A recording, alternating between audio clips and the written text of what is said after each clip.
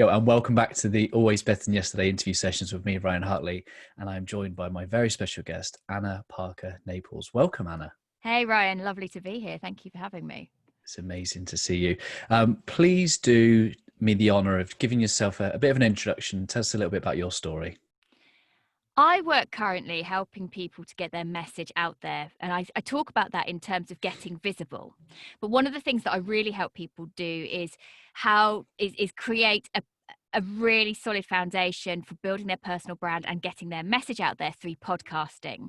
I have an incredible audio background that I thought I'd kind of done with as I came into an entrepreneurial space as a coach. And actually what I've realized along the way is that my unique skills and my incredible level of knowledge is actually really needed to help many coaches and service providers who want to transform lives get their message out there so that they are heard by the right people. And I think podcasting is a really great way to do that, as you know, as a podcast host. I think the phrase "been there, done that, got the t-shirt" is one that's been built for you, because I think you've been there, you've done it, and now you show up and you help others to achieve that too. And I just love to know some of the journey behind what's taken you to the Hollywood.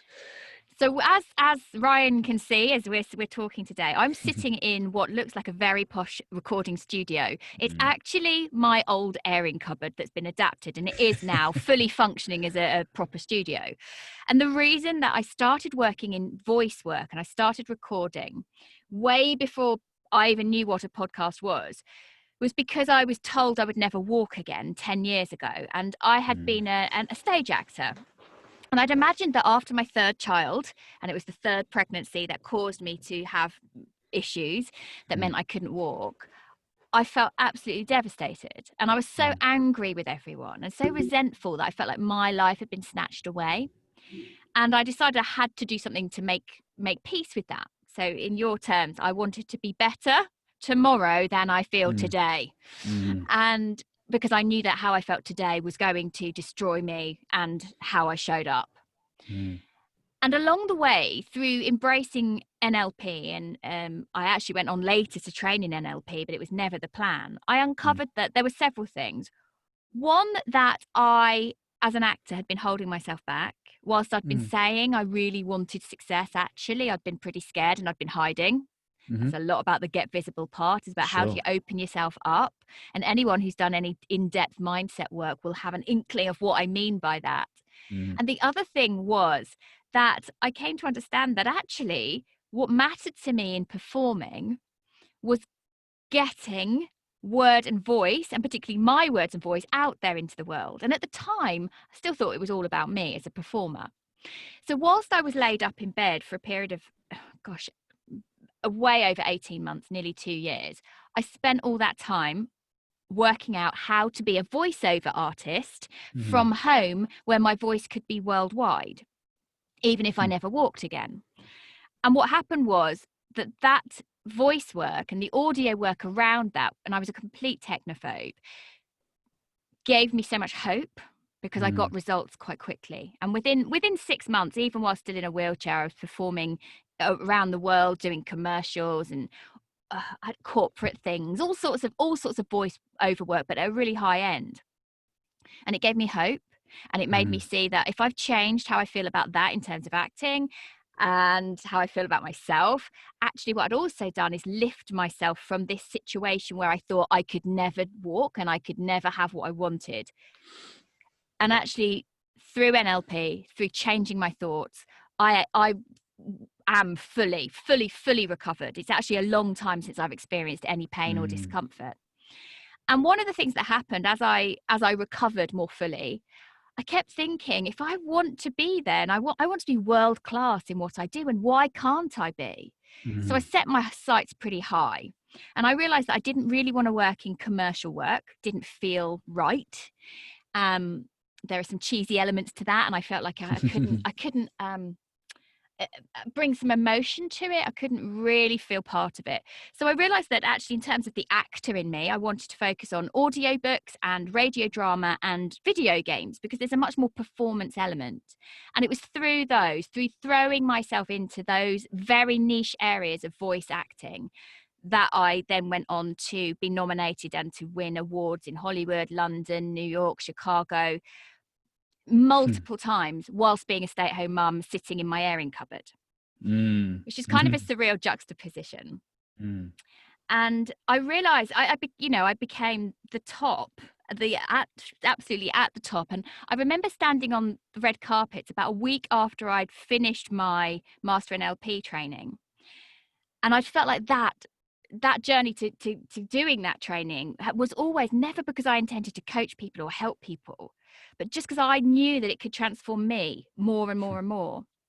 And I had this very powerful experience at the end of my Master NLP breakthrough, if you like. It was about a 12-hour session that just seemed to go on and on and on, because the people working with me and training with me could see I was so close to something epic. Mm. And I felt very different at the end of that breakthrough session. And then a week later, I'm standing on the red carpets in Hollywood. I am co-narrating with all of the industry leaders in one particular book, and they were all men on the other side of the pond. They're all the top. And I kind of thought, I'm booked round the clock. My diary is full for the next 18 months. I feel like I can't breathe, like I've done this, and what next? And I literally made that decision there and then, as the kind of paparazzi were taking the shots on the red carpet, that this is enough. I have to, it's not about me anymore.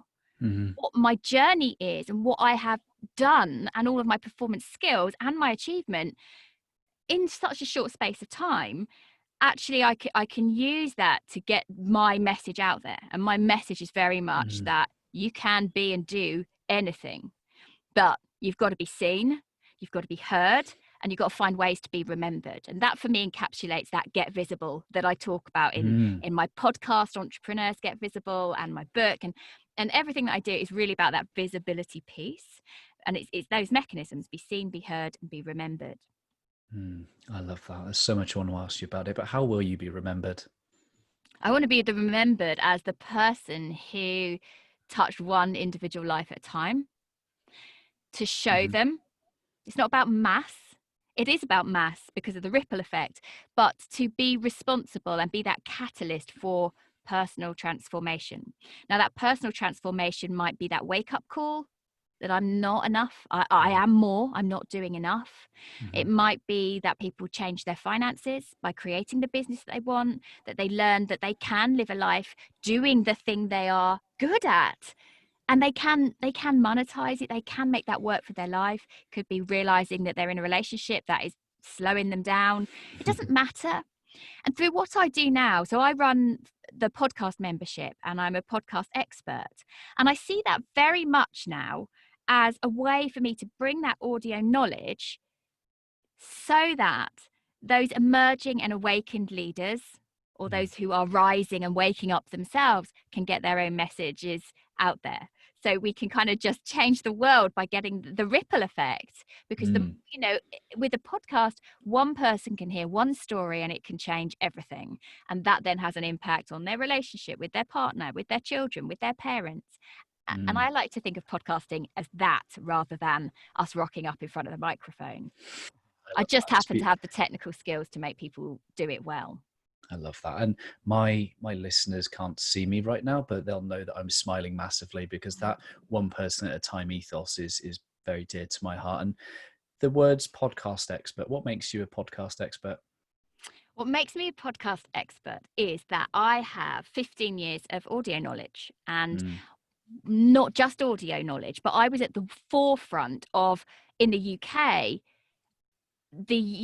audio industry embracing home studios and Mm-hmm. embracing this understanding that you don't have to be in a very flash London studio in order to have broadcast quality audio. And I was at the wave of that, doing talks all over the UK, Europe, and the US. And when I came into the coaching space 3 years ago, I kind of heard on a whim, oh, podcasting can work. That can be a good way to build a business. I was completely clueless about business in an online space, and for coaches had no idea what I was coming Mm. into. Just felt very driven. I've got to get on stages, I've got to tell people, and I don't know how. So when I heard about podcasting, I thought, well, I'm just going to record a couple of episodes because I've got a fancy microphone. I'm just going to whack some episodes and just go for it. But I didn't have a clue. didn't have a clue. And that was kind of a bit of a painful process to have Mm-hmm. gone from a very successful arena to not knowing how to make podcasts work, not truthfully knowing how to make a coaching business work. How Mm-hmm. can I go from successful to this feels all a bit of a damp squib? Mm-hmm. And over time, I really went into, well, I know the audio part of it's sussed, but what about the rest of it? What's going on with launching and promoting and the content, and how do we do this? And my plan had always been, a couple of years later, plan had always been I would eventually help people with podcasting. And just for fun, because this is the kind of holiday I like, I ordered a whole load of podcasting books, Mm-hmm. just kind of thinking I'm going to absorb everyone else's information so I can think what I really want to say in a couple of years' time. And this was back in August, so we're now talking at May. How is it May? And one of the books I read was so poor in information that it made me really cross. And I think sometimes when I feel that level of irritation or anger, it's actually about me. It's not about the content. It's not about somebody else. It's about what I'm not doing. And it was just a wake up call. Anna, you have to do this, and you have to do it now because people need your help now.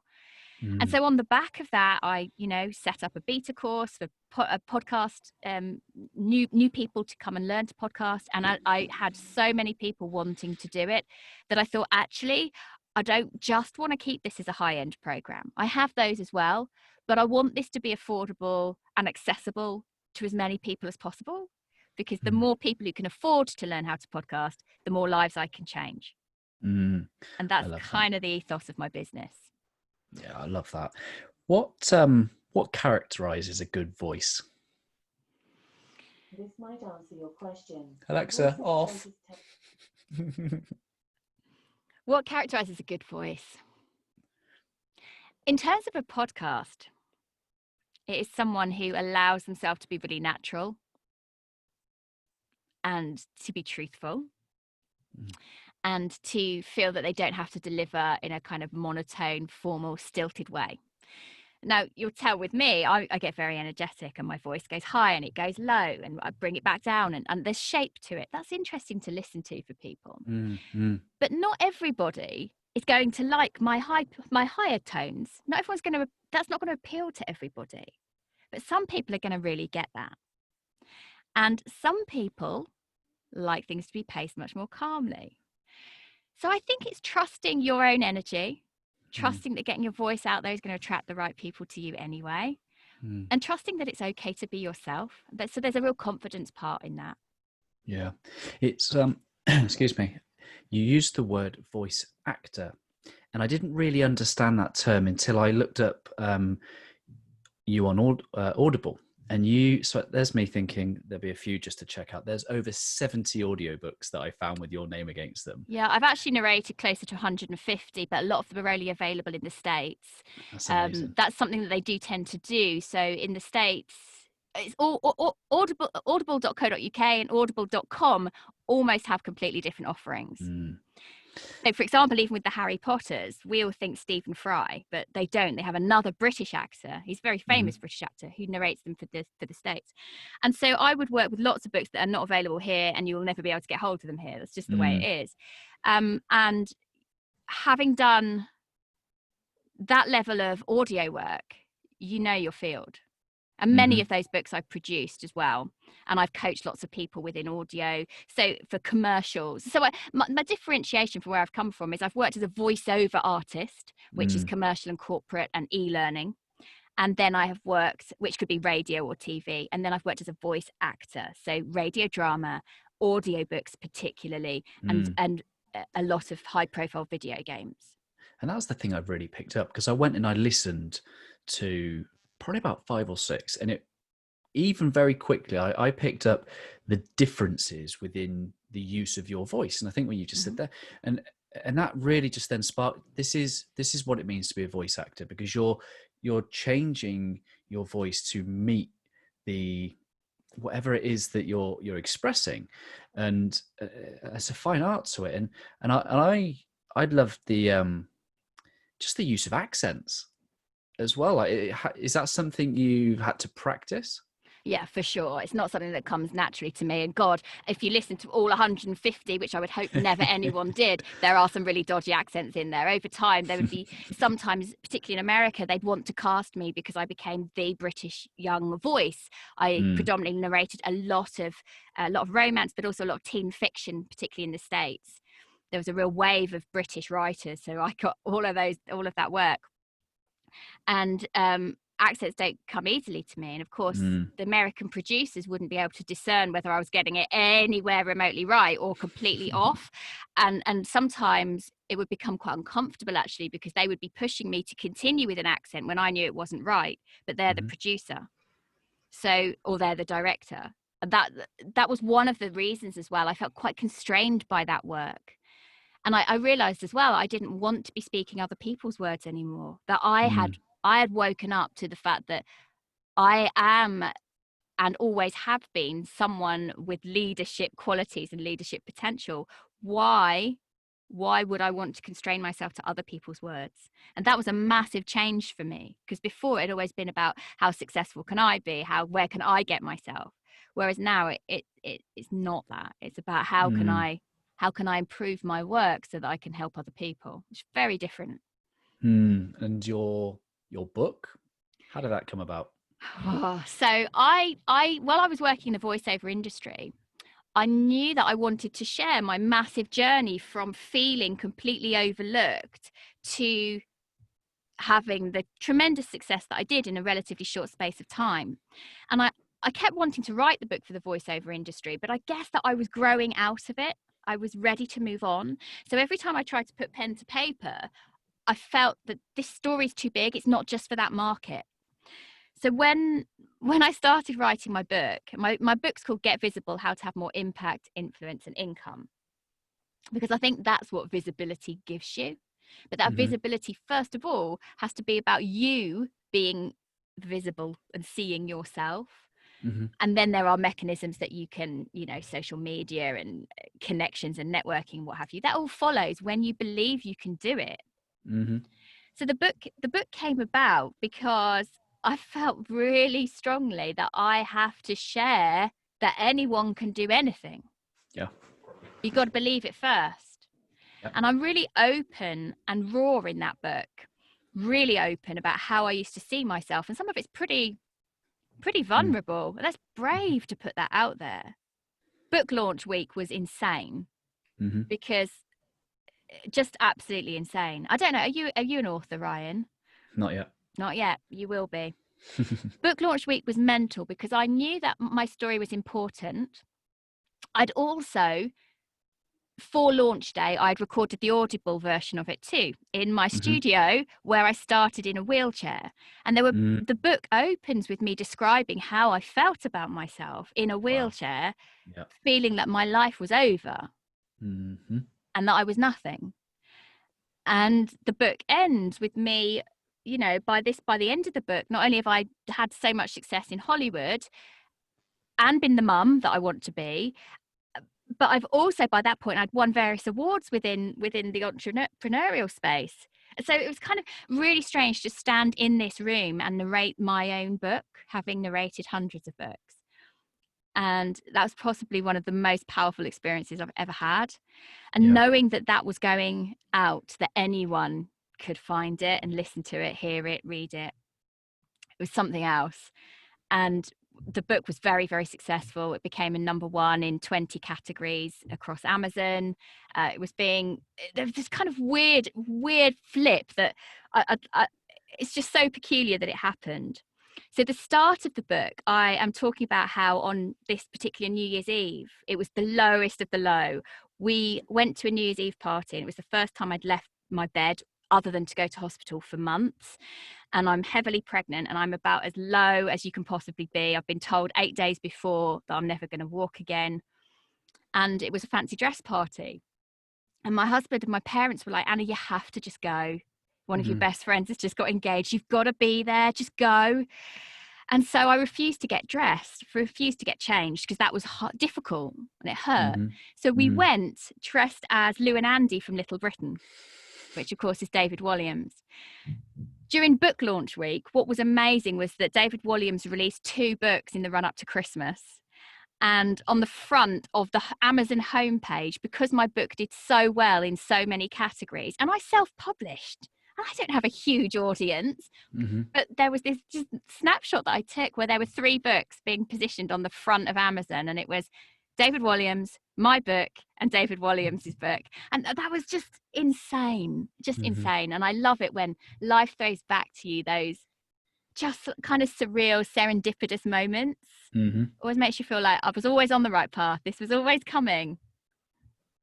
Yeah, I love that. That's a great story. What do you think your kids think?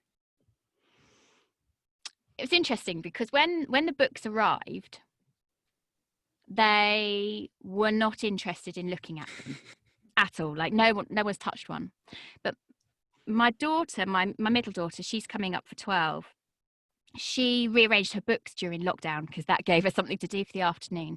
And she put 5 books on one shelf, and my book was on the end. And I didn't sort of mention it. And she said, "Oh, Mummy, did you see that I've put all of my favourite things on that shelf?" And my book was there. And she said, I wish your book was a different size because it's taller than the other books. But and she's never read it. She probably never will read it. But that really meant something to me. My eldest is 15 now, and she unfortunately had to be my carer while I was ill. And she's very much been part of everything. You know, it's incredibly difficult when you've got a 4-year-old to say, you know, you've got to get the food, you've got to get the lunch, you know, because my husband had to work, you've got to help look after me, you've got to help look after the other 2. And so I was always aware, I guess, that I wanted things to be better for me because I wanted things to be better for her, all of them, all 3 of them, but for her. Yeah. And I do think that what I went through has massively impacted her, but she's actually my biggest cheerleader.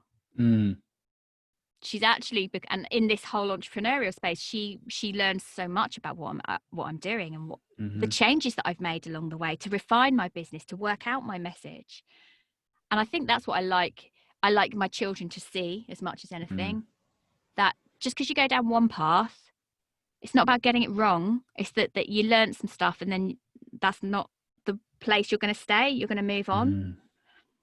And I think with that whole always better than yesterday, it doesn't matter if currently right now you're feeling like you're getting it wrong, because it's still taking you forward. I've made so many cock-ups, so many. It's not been like I woke up one morning and said, hey, I'm going to Hollywood and that's it, and then I'm going to run an entrepreneurial business and blah, blah. It's not like that. But it's still having that idea that I'm going to be the best I can be. Yeah. And that, I think it's that deciding to deserve to be amongst the best because you deserve it. I think that's what makes a difference with my work. But that's because it comes down to the visibility piece. If I don't believe I deserve it, I can't create what comes next. Yeah.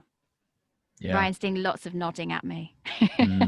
I'm just letting it sink in. I'm just letting those words wash over, and just put myself in a position of someone that has had to learn that those words are true.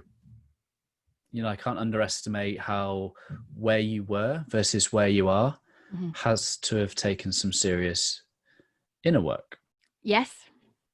And I just wonder whether they're absolutely, and I know this, and this is why I host a podcast to share stories of people like your good self, because it isn't overnight. It's 15 years, if not more, for you.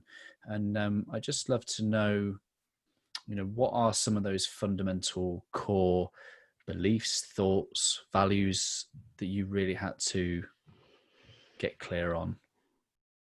They unraveled over a period of about 5 years. Yeah. But they started with that first NLP session and I didn't even know what NLP was. Thought we were just going to do some hypnosis and I was going to be a bit asleep, and starting to realize that the things I was saying about myself and to myself weren't true. And that by repeating them to myself and out loud repeatedly, I was keeping them as my truth. But if they're not true in the first place, why on earth would I do that? And one of the strongest demonstrations really for me was, you know, he posed to me, what happens if that one doctor who said that to you is wrong? Mm-hmm. What if he doesn't know your body? What if you, Anna, have the ability to heal? And I'd never stopped to think about it that way. Mm.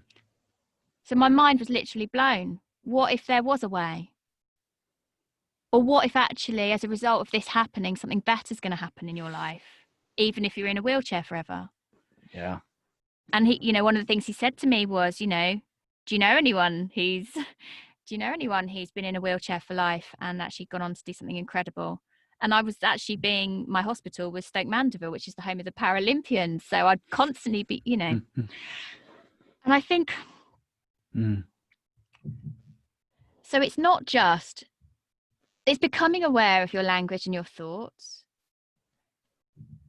and realizing that every day you can choose them. Now, I'm very aware as I'm saying this to you, Ryan, that some of the concepts I'm talking about are pretty big. And when I joined you this afternoon, I was saying to you, oh my goodness, the children, they're not doing what they're told. And I'm having a terrible day. And that's chit chat. Yeah. But it still influences how I'm thinking and feeling. Mm-hmm. So by no means, even with all of the things I've done and have achieved and will go on to do that make me happy and fuel me and fill me up with passion and purpose, doesn't mean I get everything right. Doesn't mean I'm sitting here watching every single nuance that comes out of my mouth. I'm human. But if I catch myself, so this is the thing, this is going to relate back to something I said earlier. If I catch myself feeling angry or resentful or like I'm overlooked used to be a big word for me. So like I did when I read that podcast book that made me angry and irritated, instead of feeling angry and irritated and what rights he got to do that, I'm taking responsibility. What's this anger telling me? What do I have to do? I have to stop hiding and work out how to shine that light out there. And that really is at the crux of everything I do. So notice what's going on for you and then decide to change it every single day. I love that. There will be people listening to this right now that they can feel tension within themselves. They know that they've got something more to give. They know that there's more impact they can have. Maybe they just don't know how. Where do people like that start to get visible? I'm going to say, go read my book. Yeah, good. For me, it's about journaling. Be really, really, really honest with your stream of consciousness thoughts to yourself. Once you've done that over and over again, you'll start to notice what you say to your partner every single day. You'll start to notice the stupid, silly jokes you make about yourself and how stupid you are or how forgetful you are. They're not funny. They're training your brain to see yourself that way. And it's because we have those repeated thoughts tying into some limiting beliefs that we have, which form in childhood often or through moments of trauma, that we believe things. And I know I've mentioned to you the word overlooked was a big thing for me. And that came from a decision I made about myself when I was 5. And it was only when I stopped to think, why did I think I was overlooked? Why was that? Something that happened that was so inconsequential, but I believed it. One of the biggest things for me that I just want to share is a lot of the visibility stuff and why I felt like I was hiding really was relating back to an episode when I was 16. I was brutally attacked by a gang of girls and had to have plastic surgery and all sorts of horrible things. Wow. And a lot of that happened because I showed up and I spoke up about what I thought was right as a 16-year-old girl. And very often I find that when I work with people on really what holds them back, really what's going on, why they think they can't have what they want, there's usually 1 or 2 moments, significant moments of trauma, or maybe trauma isn't the right word for them. Maybe they don't relate to that. 1 or 2 moments where someone has made them feel a particular way and they've made a decision about who they are as a result of it. And what I say to that really is that once you understand how the mind works, you realize that actually nobody makes you feel a particular way. You chose that at the time. And you did that because it was the best way for you to move forward right then. And the reason that your life has become uncomfortable now is because that old decision is an old decision and it's time to make a new one, time to make a new choice. I think that sums it up really. I went on a bit of a tangent then. No, I like that. No, I like that. It's bringing it into the present moment, and that sense of always better than yesterday. It's what do you need right now? And I guess, say people choose podcasting as the platform which they would like to get visible, not because they feel like they have to because everybody's doing it, but because they want to and they feel like they've got something to share that's going to make the difference to them, maybe just that one person. What will they gain by joining your podcast community? So first of all, I have the podcast community, which is free. It's to anyone who's exploring it, trying to be a guest for the first time. And then I have the podcast membership, which is paid, which is full access to how to plan your podcast so the right people hear it, so that iTunes and Spotify pick it up in the right way so that it's successful, so that you know how to record and edit as seamlessly as possible. So it's not an ache in whatever part of your body you feel that, so that then how to launch. And this is important. You only get one chance to launch your show, and the more successful your launch is, the higher it goes up in those charts, the more likely iTunes and Spotify are going to promote your show alongside other people's. And in fact, there's actually two shows from my membership went live yesterday. One of them reached number 4 in the business charts, and one of them reached number 8 in the self-improvement charts. And as a result of that, they've got strong positioning alongside people like Gary Vaynerchuk, Tony Robbins, all sorts of, leaders, really, world leaders, thought leaders. And that's really powerful, because that means their message is going to be seen by that little image you have in your podcast app alongside people who are changing lives. So therefore, more people will listen who wouldn't find them, who are not their best friend, who's not their mum, their dad, their auntie. Shout out to my mum and my auntie who are listening to this show. Shout out to my mum too. That's amazing. How can people connect with you? How can people find out more about you, your content, and so the best place really is to come and follow me on Facebook. That's my place of preference. I'm on everywhere else, but that's really where I'm at. If you're interested in podcasting and learning how to guest, then come over to the podcast community. But really, Anna Parker-Naples, there's no other surname like it because it's such a long one. And just come find me and let me know. And I think if any of this has made sense to you, just a little bit, then start with my book. And I'd actually say the thing I'm most proud of is the audio version. And I get so many people saying, because I know how to deliver a story and take people on that journey, that there's a whole other level of nuance in what I'm sharing because of how I use my tonality and things. So. Do you keep it together? I had to stop at one point to pull myself together. That's not unusual for a narrator, though, in any book. But yeah, it was really. I did actually live stream some of the recordings, the difficult sections. So particularly that one I described when I was attacked when I was 16, and the decisions I made immediately in the aftermath, as I'm looking in the mirror, believing that I'm not enough. And we've all had moments like that. Wow. My platform is always better than yesterday. I'd love to know what that phrase means to you. Waking up and getting on with it. Yeah. Wake up, get on with it. I feel like recently I'm almost like an archer. Reset your bow, right? Get that new bow out. What are you aiming for? And just go for it. Because the only person who's stopping you is you.